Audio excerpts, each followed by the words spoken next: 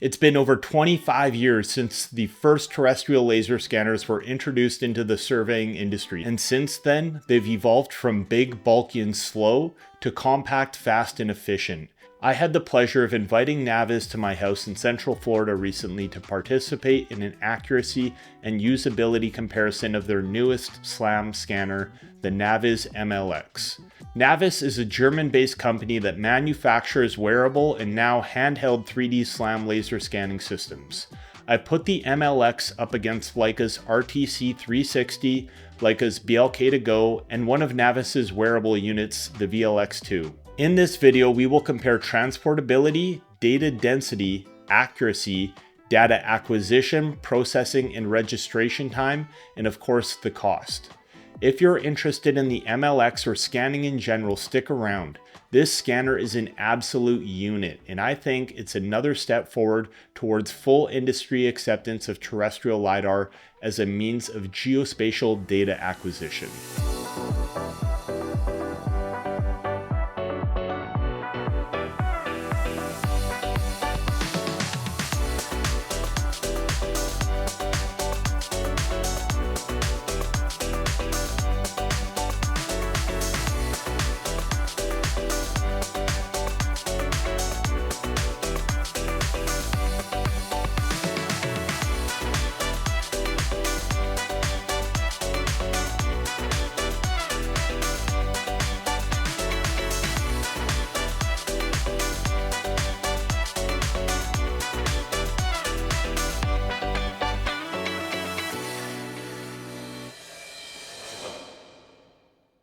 First and foremost, NavVis did not pay me to make this video. They didn't offer me a discount on the equipment, they did not sponsor this video in any way, and they didn't request to review the video prior to release. My opinion and my thoughts on these scanners are 100% mine and not influenced from Leica or NavVis in any way. In fact, NavVis agreed to participate in this video under the strict guidelines that I would give an honest review, and if I didn't like the scanner, that's the video I was going to make. If you're not familiar with SLAM or SLAM scanners, SLAM is an acronym for Simultaneous Localization and Mapping, which is a technology process developed in the 80s that enabled robots to navigate autonomously through new environments without a map. Autonomous navigation requires locating the robot in an environment while simultaneously generating a map of that environment so that it knows where it is in relation to its surroundings. Historically, this was very difficult to accomplish because the robot needs to have a map of the environment to estimate its own location. But in order to generate the map, it needs to know its own location first. As a result of this never-ending circle of dependencies, SLAM was sometimes called a chicken or the egg problem. The development of SLAM has significantly contributed to solving this problem, enhancing the accuracy and efficiency of mobile mapping systems. So how does SLAM work? When the robot starts up, the SLAM LiDAR mapping technology fuses data from the robot's onboard sensors, such as an IMU or inertial measurement unit, a camera, and a LiDAR sensor, and then processes data collected from these sensors using computer vision algorithms to recognize features in the surrounding environment. This enables the SLAM to build a rough map as well as make an initial estimate of the robot's position. When the robot moves, the SLAM takes that initial position estimate, collects new data from the system's onboard sensors, and makes a new and improved position estimate. Once that new position estimate is known, the map is updated in turn in real time, which completes the cycle. By repeating these steps continuously, the SLAM tracks the robot's path as it moves through space. At the same time, it builds a detailed map showcasing the practical applications of SLAM in creating comprehensive mobile mapping systems. Now we can talk about the application of SLAM most important to us, mobile mapping systems. Simultaneous localization and mapping technology uses laser scanners designed to offer the best possible building documentation workflows. Mobile mapping systems use a combination of highly calibrated sensors and SLAM technology optimized for mapping. These tools understand how to implement the SLAM, enabling you to capture 3D point clouds and panoramic images as you walk. They offer fast data acquisition for large assets in complex environments like factories, work sites, and offices. The NavVis MLX is the newest mobile mapping system to be released into the surveying and mapping market. So why would we use a SLAM scanner over a tripod-mounted static scanner? One word: speed. What's going to be quicker, setting up a tripod-mounted scanner every 20 to 30 feet, pressing a button and waiting a couple minutes for the scanner to collect data, then repeating this process over and over until you leapfrog scans across the site, or simply just walking through the site while you're collecting data the entire time? But that speed comes at a price: accuracy. I don't think many would argue that the accuracy one can achieve from a quality newer tripod-based scanner cannot be rivaled by even the best SLAM scanner. That being said, the final results we're going to look at on the testing I did may muddy this assumption somewhat.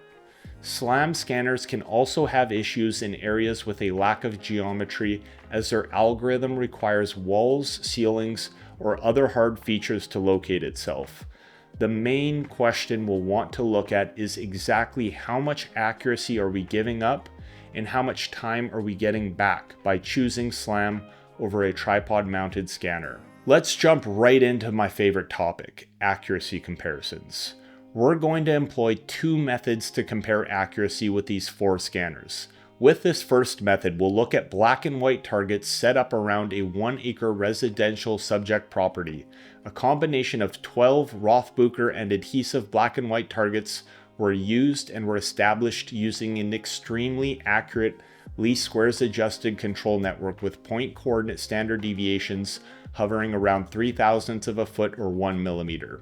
They were both on the exterior and interior of the house and scattered around the lot. I used Recap to extract the coordinates of the center of the targets in each scanner's point cloud and compared those extracted coordinates of the center of the target to the coordinates established from the survey control network. Only independent check shot targets were used in the comparison. No targets that had been used as control in the registration of the point cloud were used. I then summarized each data set by taking an average of the absolute residuals in all three axes combined. In my last video, I had a few questions about why I chose to take an average of the residuals instead of calculating a standard deviation. Not to veer off topic too much and start diving into statistics, but it comes down to sample size and normal distribution of errors. I spend a few minutes going over this in my RTK accuracy video, so check that out if you want more information on that topic. For the second method of accuracy comparison, I use NForce, a survey processing and modeling software that has some very impressive tools for extracting data from point clouds. I used NForce to cut cross-sections of each dataset and digitize floor plans of each point cloud and compared the digitized wall lengths to the measured wall lengths using a Leica Disto D2 that is quoted to be accurate to 1 millimeter within a 10-meter range. Why did I choose to include this secondary method of accuracy comparison? I was at RCN's convention in Boise, Idaho the other week, and I had someone approach me that saw my video on how control density affects terrestrial scanning accuracy, and they made a statement along the lines of, "The way that I assessed accuracy changed by comparing black and white target coordinates extracted from each dataset's point cloud to survey control wasn't a true representation of the deliverable accuracy that one could expect to get from each dataset. And therefore the numbers I quoted were overly optimistic and unrealistic." So I thanked him for his feedback and thought long and hard about what he said. He had a point. And it's true that defining a target center out in the open, free of obstructions, should tend to give better results in terms of accuracy, whereas digitizing or modeling walls is a more accurate representation of what the data would typically be used for. Therefore, comparing those digitized wall lengths to what we can accept to be true values of those wall lengths would better represent deliverable accuracy. Not only that, but it's an effective means of highlighting scan shadows, point cloud drift, duplicate walls, and other issues that reduce the efficacy of point clouds. hence why I decided to add it into this test. That being said, I don't agree that I should have included it in that previous video's testing scheme, is that the entire intent of that video was to gauge how terrestrial laser scanning accuracy changes based on whether survey control is being used or not, and to what extent. Comparing wall lengths would muddy the waters as it would undoubtedly introduce extra random error. The intent was to see how the accuracy changed, not to define the accuracy of possible deliverables. I will say adding this method into this video did open my eyes to some nuances when it comes to accuracy of point clouds, but keep in mind this method checks horizontal accuracy only. For the black and white target accuracy testing, the BLK2GO dataset was far too sparse and noisy to accurately pick out the targets, and therefore it had to be omitted from this testing methodology. The extracted coordinates of the check shots not used as control for the RTC dataset had average residuals in all three axes of 9,000ths of a foot or 3 millimeters. Very impressive, and I can't imagine any SLAM scanner being able to obtain residuals so low. The VLX and the MLX had nearly identical results, with the VLX being at 35,000ths of a foot or 11 millimeters, and the MLX being at 37,000ths of a foot, also 11 millimeters. Not bad at all, and as you can see, most of that error is in the Z-axis, so when we just compare horizontal values, the data accuracy is much closer to the RTC. Now things start to get a little bit interesting when we look at the wall lengths that were digitized in NForce. A quick note, all of these values are in meters except the summary. Any boxes you see highlighted in red have over 15 millimeters of error, and for these problem walls, I went back into NForce and redigitized them, taking special care to make sure I wasn't accidentally picking out trim or other objects against a wall that were throwing the results off. The results were very random in nature. Some point clouds showed a particular wall longer than the disto measured it was, some shorter. There wasn't one wall giving me more error than the rest, exactly what we would hope to see for testing purposes. Random error, but no obvious systematic error. When we compare the wall lengths as defined from each scanner's point cloud to the measured wall lengths from the disto, the accuracy race gets much closer. The average error in the BLK2GO dataset was 13 millimeters or 43,000ths of a foot. The RTC showed 15,000ths of a foot or 4 millimeters of average error. The VLX had 19,000ths of a foot or 6 millimeters, and the MLX had 16,000ths of a foot or 5 millimeters of average error. Why did the gap narrow so much? Horizontally, the check shots of the MLX and VLX were already much closer to the RTC, and when we start to incorporate some of the sources of random error involved when digitizing wall lengths, the initial error of the actual points in the point cloud have less of an effect on overall random error of the deliverable. There were two things that surprised me when looking at these numbers. The first being that the MLX was just as good as the VLX2. Considering its size and cost and the fact that it only has one sensor whereas the VLX has two, I wasn't expecting that. When I was cutting cross sections, it was also obvious that the MLX data was cleaner and more detailed than the VLX. This is in part due to the fact that the MLX and the newer VLX3 both use an upgraded LiDAR sensor compared to the VLX2. And the other surprise was that the MLX was almost as accurate as the RTC360 with this testing methodology, which I would have never expected. I was also somewhat surprised by the BLK2GO not being worse. Its point cloud was coarse, ugly, and very difficult to confidently pick details out of, but numerically it was only about 3 times worse than the MLX or RTC in this test. I've used the BLK2GO a fair amount and have always been underwhelmed every time I look at the data. This was the first time I would actually consider using the data from the BLK2GO for anything that required any resemblance of accuracy, as long as smaller objects, say under a foot, weren't required. I would not want to try to model any conduit, piping, or any small wall jogs from BLK2GO data. There is an obvious discrepancy in size between each of these scanners. One thing that really attracts me to the MLX is that it can fit into an overhead compartment of an airplane. For someone that travels quite often via air for work, this is huge. Checking an $80,000 to $100,000 scanner is a bit nerve-wracking when you see how baggage claim handlers treat your luggage. The BLK2GO and the RTC360 can also fit into an overhead compartment. The RTC uses a very comfortable, well thought out backpack that carries the tripod as well, and the BLK packs up into a small bag. However, the VLX's box is fairly big and bulky, and it can be a bit of a pain at times. Not a huge deal, just something to keep in mind. It means checking it when flying, and we usually have to rent an SUV or crossover with fold down seats if we bring the VLX on travel jobs, whereas the other scanners can fit into the seat or the trunk of any car. As far as using each of the scanner goes, the BLK2GO is quite a bit lighter than the MLX, but the MLX having the detachable chest strap is a really great idea. Even at 2 pounds, the BLK2GO starts to wear on your shoulder when holding it out, scanning all day. The VLX looks big and heavy, but it's actually very comfortable to wear. And the carbon fiber tripod that comes with the RTC is just fantastic. It's light, it's sturdy, and it deploys really fast. When we look at costs, there are a few things we need to explore. Cost of software and cost of hardware. As of today, a new RTC360 will run you around $88,000 US. I couldn't find a concrete number online for the VLX2 or newer VLX3, so you'll have to reach out for NavVis to get a price there. I believe it's cheaper than the RTC, but I'm not 100% sure.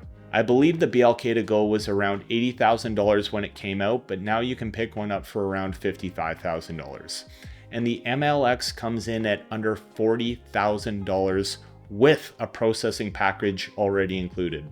Existing NavVis clients can expect a reduced price if they already have processing credits. To process NavVis's data, you must upload it to the cloud where they process it and give you access to the data via their online hosting and visualization software, Ivion. Some people do not like the idea of having to pay to process every dataset. That being said, it's not as simple as you pay to process NavVis and you don't for Leica's data. It's a trade-off between a yearly license with Leica for Register360 that will run you around $4,700 a year, plus you need to pay for the tablet app to run the RTC as well if you so choose to use it. NavVis has a credit system, so it's not a perfect conversion of exactly what you'll pay to process data. This project site used 74,100 processing units. The cost of a processing unit varies based on how many you buy at the time. In the worst case situation, it would have cost you $112 if you bought the smallest package of processing units, and if you bought their biggest package, that price dropped down to under $10. Leica or NavVis, either way you're paying to use the hardware, and I'm not a huge fan of that, but it's just the way every manufacturer is going if they haven't already. The days of buying a perpetual license and getting free updates without maintenance fees are going away. One other thing to keep in mind, with NavVis you simply upload your raw scan data, the control file, and set your project location, and that's about it. With Register360 with the RTC, you're spending hours working through raw data, aligning scans, sometimes days on larger and complex datasets, and time is money and good help isn't cheap, so that 100% needs to be factored into the cost calculation. There is a fairly clear advantage when looking at NavVis data processed in Ivion compared to the data processed in Register360 when it comes to general noise in the data. The NavVis data comes back with some really good filtering already applied, and the vast majority of the reflective points are already removed. There is very little noise in the data left over. That being said, the walls that are fairly flat in reality do have a little bit of waviness in the point cloud compared to the RTC data, but the MLX was noticeably better than the VLX in this respect. There were no duplications of any hard surfaces that I could find in either the VLX or the MLX datasets. As for the BLK2GO, there's reflection points all over the place, the walls have a lot of fuzz, and generally it's a very unaesthetic point cloud. The RTC has relatively very flat walls for the most part, however there was some very minor duplications in a few areas. These could have been reduced by more QC and extra time spent during the registration process. However, when modeling or digitizing walls in this case, it was obvious which points were the duplicated points, and therefore it didn't obviously affect overall accuracy of the deliverable. When it came to scan shadows, it goes without saying that the smaller, more maneuverable scanners like the MLX and the BLK2GO could fit into smaller, tighter spaces and significantly reduce the effect of scan shadows. For example, the BLK2GO and the MLX were able to pick up closets that the VLX and the RTC could not fit into. It can be difficult and time-consuming to squeeze the tripod-mounted RTC into small spaces, and this is really where the MLX shines. It can scan inside closets, it can scan above ceilings, it can scan under obstructions, and has a massive advantage because of that. The BLK2GO can as well, but I found the smaller the confined space it was inserted into, the larger the error was when checking wall lengths. There was a fairly obvious relationship between the size of room and the quality of the data with the BLK2GO on this dataset. It did well in the garage and in the living room, but struggled in the smaller confined rooms. The MLX, however, did just as good whether it was in a confined space or in an open room. One last thing I would like to note on this subject is that Ivion decimates all point clouds to at least 16 thousandths of a foot or 5 millimeters. So if you really need those fine details for a particular dataset, this could be an issue. The fastest scanner for data acquisition was the BLK2GO, followed by the VLX, then the MLX. Trailing far behind was the RTC360. No surprises here. The BLK2GO is fast, but again, the quality just isn't there for the majority of applications. The VLX was a small step ahead of the MLX in terms of speed because it has two sensors working simultaneously instead of one, allowing the user to walk a little bit faster and reduce the number of passes while collecting data. And the RTC, being a tripod-mounted static scanner, was about 4 to 5 times slower than the MLX. I didn't collect images while scanning with the RTC to try to narrow the time gap of data collection, so if I wanted RGB information for the RTC point cloud instead of just colorization by intensity, that would have increased that time gap to around 10x when compared to the MLX. I already touched on data registration time, but when processing NavVis data, it's almost negligible. If you have to align multiple walks on larger projects, it will add a bit of time to combine them, but nothing compared to registration with the RTC data. The BLK2GO data can be extremely quick to export a point cloud from Register 360. Even if you have multiple walks, they are aligned fairly easy as long as there's decent overlap. One thing to note is that applying control on the BLK2GO's data is unreliable to say the least because of how sparse the data is over control points. Sometimes it works, others it doesn't, and when it does work, it doesn't work very well. Which of these scanners would I buy if I was in the market for one? It depends on what the majority of my work was going to be, but right off the bat, there's no situation where I would spend $55,000 on a BLK2GO. The MLX is 30% cheaper and 10 times the scanner. There might be some extremely niche use cases out there where someone has figured out a way to make a profit off of one, but I would be willing to bet for every person that's covered their expense on a BLK2GO and made a profit, there are 10 more that have lost money on it. This isn't just coming from my experience, but others I've spoken to that have purchased one as well. What about the RTC? 100% I'm a huge fan of the RTC. It's a great scanner and has proven itself time and time again against newer, more expensive units. It works in a wide array of situations, and if I could only buy one scanner that had to do it all, it would be the RTC360. That being said, either of the NavVis scanners are much faster. We're talking about the difference between not only a SLAM scanner and a static tripod-based scanner, but quite possibly some of the best SLAM scanners on the market. I see a SLAM scanner as a complement to an arsenal that already has a static scanner. A SLAM scanner cannot do everything a static scanner can do, but a static scanner can do everything a SLAM scanner does, just much slower. As far as choosing between the VLX and the MLX, it would come down to size of job and my budget. If I had a lot of 50,000 square foot or smaller jobs, I'd probably get the MLX, especially if they had confined spaces. If I had a bunch of 500,000 square feet plus jobs, I'd probably opt for the VLX. In a perfect world, I would have both and an RTC, the right tool for the right job. When I've had a job that requires the utmost accuracy, I've always reached for the RTC first, at the expense of field and office time.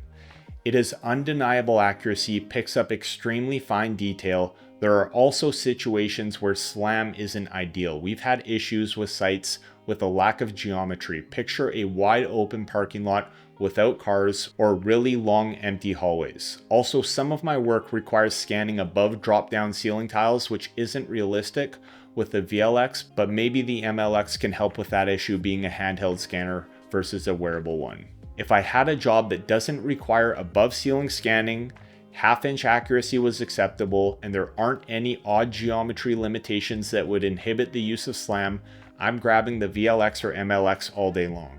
The time saved acquiring and processing data just cannot be denied. It saves us money and allows us to bid more competitively. And to be honest, the NavVis is the right tool for a large portion of the jobs I do. It's not a niche scanner. After seeing how close the accuracy of the actual deliverable is of either NavVis scanner compared to a static scanner, I may have to rethink how I approach the decision of when and when not to use a static scanner.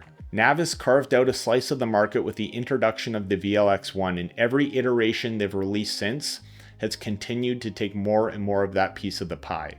At a price tag of under $40,000 in a compact package like this, the MLX is going to make some waves and gobble up some more market share. It's no secret that there are a lot of new kids on the block trying to get into the handheld SLAM scanner game, and after going through the MLX data, I would not want to be heavily invested in one of those competing companies. But who knows, I haven't tested every scanner out there, and maybe there's something I haven't used that's just as good or even better. If I do find something, rest assured there will be a video on it. And on that note, if any manufacturers are interested in having your equipment or software reviewed on a future video, feel free to reach out. I'm not looking for paid sponsorships, and my only stipulation is that I will be giving my honest and unaltered opinion. I hope you all enjoyed this video. I've been dying to dig into the MLX ever since it was released, and it did not disappoint. One last note, this was just one dataset per scanner on a single site. This wasn't meant to be a scientific study outlining accuracy you should expect with any of these units. It was a peek into what they are all capable of under real-world conditions with an unbiased analysis.